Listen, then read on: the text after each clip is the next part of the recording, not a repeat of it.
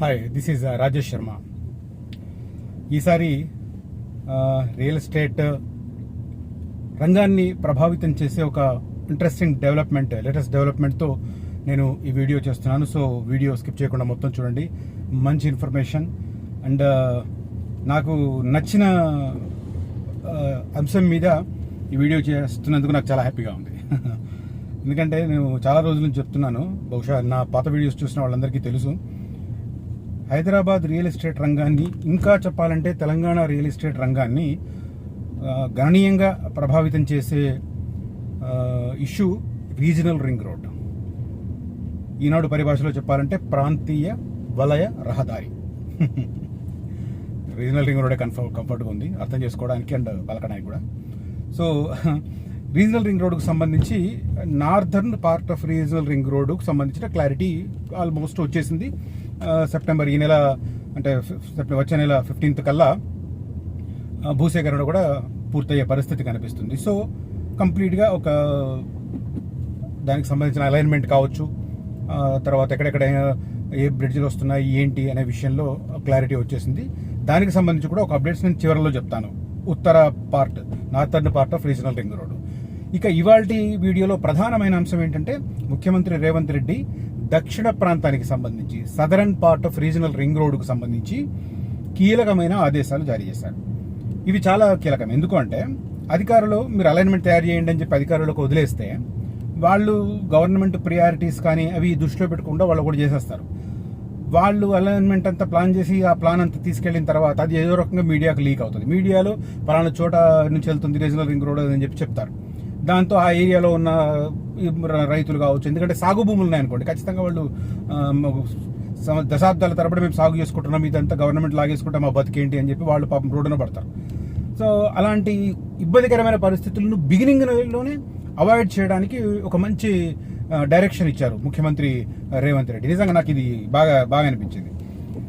ఏంటి అని అంటే, కీలకమైన ఆదేశం దక్షిణ ప్రాంతానికి సంబంధించి ఓవరాల్గా నేను రీజనల్ రింగ్ రోడ్డు గణాంకాలు ఇంతకుముందు చెప్పినా మళ్ళీ చెప్తున్నాను. నార్థర్న్ పార్ట్కు సంబంధించి 160 కిలోమీటర్లు ఉంటుంది. సంగారెడ్డి నుంచి స్టార్ట్ అయ్యి నర్సాపూర్, తూప్రాన్ దగ్గర ఇస్లాంపుర, గజ్వేల్, జగదేవ్పూర్, అదే రకంగా భువనగిరి నుంచి చౌటుప్పల్ దగ్గరికి వరకు నార్థర్న్ పార్ట్ అది 160 కిలోమీటర్స్ ఉంటుంది. ఇక సదరన్ పార్ట్ లెంత్ ఎక్కువ ఉంటుంది, 189 కిలోమీటర్లు. ఇంకా ఎగ్జాక్ట్గా చెప్పాలంటే 189.2 కిలోమీటర్లు southern part as of now ఉన్న దాని ప్రకారం. అలైన్మెంట్లో కొద్దిగా అటు మార్పులు జరిగితే కొంత పెరగవచ్చు లేదా కొద్దిగా తగ్గొచ్చు. యాజ్ ఆఫ్ నౌ ఉన్న దాని ప్రకారం 189.2 కిలోమీటర్లు సదరన్ పార్ట్ వస్తుంది. సో ఇది ఎక్కడి నుంచి స్టార్ట్ అవుతుంది? చౌటుప్పల్ దగ్గర స్టార్ట్ అవుతుంది. చౌటుప్పల్ చాలా క్రూషియల్. ఇప్పుడు రేపు పొద్దున చౌటుప్పల్ రియల్ ఎస్టేట్ పరంగా చాలా క్రూషియల్. ఎందుకంటే అక్కడ 1.5 రేడియస్తో, వలయంతో అక్కడ ఇంటర్ ఎక్స్చేంజ్ వస్తుంది. ఆ వలయం లోపల restaurants, food courts, food related అవి పెడుతున్నారు. అది ఒక వాణిజ్య కేంద్రంగా మారుతుంది. వాటికి అవుట్ సైడ్ కూడా ఆహారానికి సంబంధించిన ప్లాంట్స్ పెట్టడానికి ప్లాన్ చేస్తున్నారు. అంటే ఆ 2 కిలోమీటర్ల 3 కిలోమీటర్ల రేడియస్తో అక్కడ చాలా వ్యాపార పరంగా, వాణిజ్య పరంగా డెవలప్మెంట్స్ ఉంటాయి ఫర్ షూర్. ఎందుకంటే ఇది గవర్నమెంట్ మారితే ప్రియారిటీ మారడం కాదు, సెంట్రల్ గవర్నమెంట్, స్టేట్ గవర్నమెంట్ కాంట్రిబ్యూషన్లో రీజనల్ రింగ్ రోడ్ అవుతుంది. కాబట్టి ఆ దాంట్లో గవర్నమెంట్ మారినా కూడా కాంట్రిబ్యూషన్స్ మారవు, ఖచ్చితంగా అది పూర్తి చేయాల్సిన పరిస్థితి. సో అది ఖచ్చితంగా పూర్తవుతుంది. ఇది ఒకటి. చౌటుప్పల్ దగ్గర స్టార్ట్ అయ్యి సాగర్ రోడ్లో ఇబ్రహీంపట్నం తర్వాత మాల్ దగ్గర, అదే రకంగా శ్రీశైలం రోడ్లో కడతాల్ నుంచి అమన్గల్ మధ్య, అదే రకంగా బెంగళూరు హైవేలో షాద్ నగర్, బాలానగర్ మధ్య, అదే రకంగా ఇంకా ముందుకెళ్తే షాబాద్ దాటి వెళ్ళి అట్లా చేవెళ్ళ తర్వాత నుంచి బిగిన్ అయ్యి ఆ రకంగా సంగారెడ్డి దగ్గర పెద్దాపూర్, సంగారెడ్డి మధ్య మళ్ళీ అక్కడ కూడా ఇంటర్ ఎక్స్చేంజ్. ఇప్పుడు ఏదైతే నేను ఇందాక చౌటుప్పల్ దగ్గర చెప్పానో అదే స్థాయిలో సంగారెడ్డి, పెద్దాపూర్ మధ్య కూడా ఇంటర్ ఎక్స్చేంజ్ వస్తాయి. ఈ 2 సెంటర్స్ చాలా కీలకం ఈ రీజనల్ రింగ్ రోడ్ విషయంలో. ఒక రీజనల్ రింగ్ రోడే తెలంగాణ రియల్ ఎస్టేట్కి సంబంధించి ఒక గేమ్ చేంజర్లో ఇది ఇంకా highlight. Choutuppal inter exchange and Sangareddy, Peddapur మధ్య వచ్చే ఇంటర్ ఎక్స్చేంజ్ అనేది చాలా కీలకం. చాలా మంది లోకల్కి అక్కడ కమర్షియల్ ప్లాంట్స్ పెట్టుకోవడానికి ఛాన్స్ ఉంటుంది, అవుట్ సైడ్ ఇంటర్ ఎక్స్చేంజ్. అదే రకంగా with in the inter exchange food courts కానీ ఇట్లాంటివి చాలా పెట్టుకునే ఛాన్సెస్ ఉంటాయి పెద్ద ఎత్తున. ఎందుకంటే ఆ రూట్లో వచ్చిపోయే వారి కోసం చాలా కన్వీనియంట్ ప్లేస్గా ఉంటుంది అది.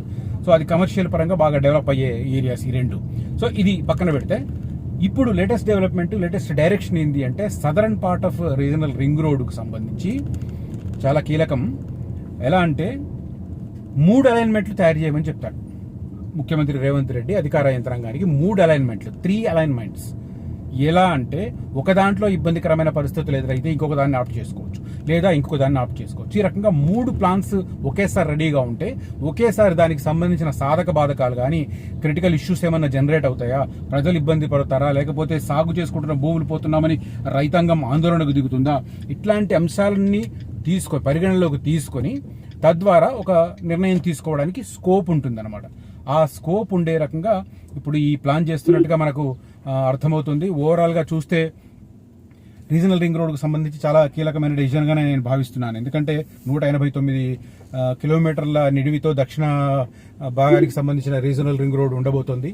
ఈ నేపథ్యంలో దానికి సంబంధించి మంచి అలైన్మెంట్ రావాలి. సేమ్ టైం సాగు భూములు కోల్పోవద్దు రైతాంగం.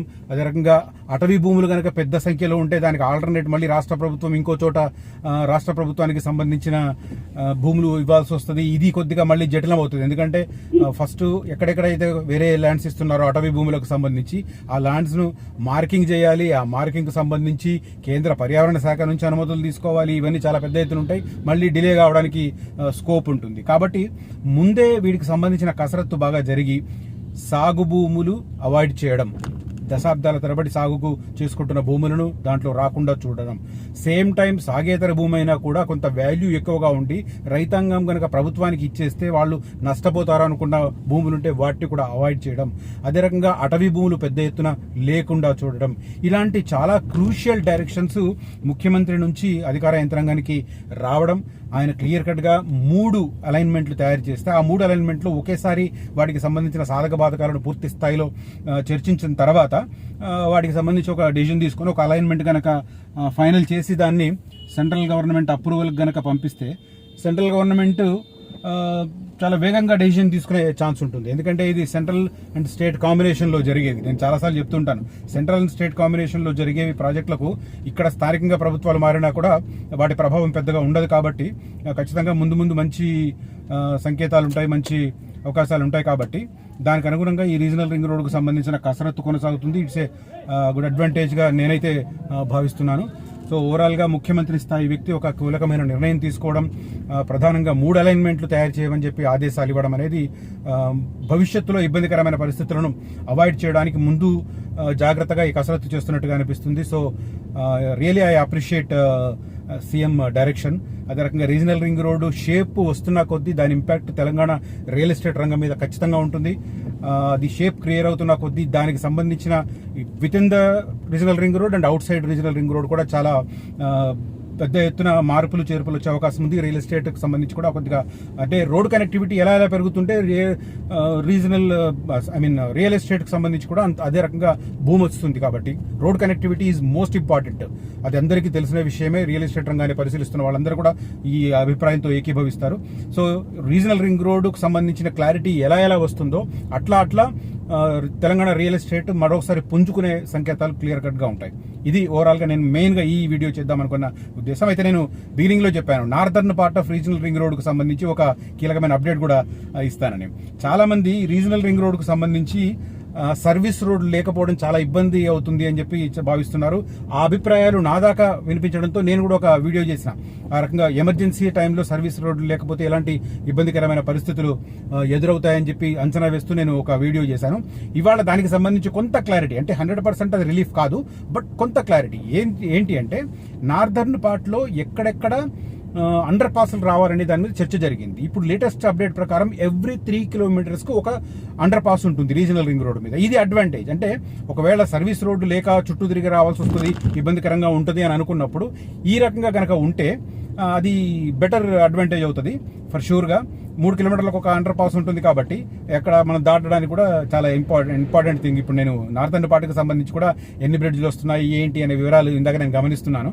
దాంట్లో ఈ హైలైట్ కనిపించింది నాకు. ఎవ్రీ 2 to 3 కిలోమీటర్స్ మధ్య ఒక అండర్ పాస్ రావడం అనేది ఒక రకంగా ఈ సర్వీస్ రోడ్డు లేకపోవడం వల్ల ఉత్పన్నమయ్యే సమస్యను ఒక 50% అయితే ఖచ్చితంగా అది అవాయిడ్ చేస్తుందని చెప్పాలి. 100% అవాయిడ్ చేస్తుందని చెప్పి నేను అనుకోను, బట్ 50% అది అడ్రస్ చేస్తుంది ఆ సమస్యలను. సో ఇది కూడా నార్దర్న్ పార్ట్కి సంబంధించి ఒక కీలకమైన అప్డేట్ ఇవాళ వచ్చింది. ఇక సదరన్ పార్ట్కి సంబంధించి ముఖ్యమంత్రి ఆదేశాలు కూడా చాలా కీలకంగా కనిపిస్తున్నాయి. ఓవరాల్గా ఈ రీజనల్ రింగ్ రోడ్కు సంబంధించిన లేటెస్ట్ అప్డేట్స్ ఇవి. వీటికి సంబంధించిన ఇన్ఫర్మేషన్తో ఈ వీడియో చేస్తున్నాను. ఈ వీడియోలో నేను ఇచ్చిన సమాచారం మీకు గనక నచ్చితే, దాని ఇంపాక్ట్ రియల్ ఎస్టేట్ రంగం మీద ఉంటుంది అన్న నా అభిప్రాయంతో మీరు ఏకీభవిస్తే దయచేసి ఈ వీడియోని లైక్ చేయండి, కామెంట్ చేయండి, దాంతోపాటు షేర్ చేయండి. షేర్ పక్కనే ఒకటి థ్యాంక్స్ బటన్ ఉంటుంది. వీలైతే ఆ బటన్ నొక్కి నాకు సహాయం చేసే రకంగా కూడా ప్రయత్నం చేయమని విజ్ఞప్తి చేస్తున్నాను. Signing off Rajesh Sharma.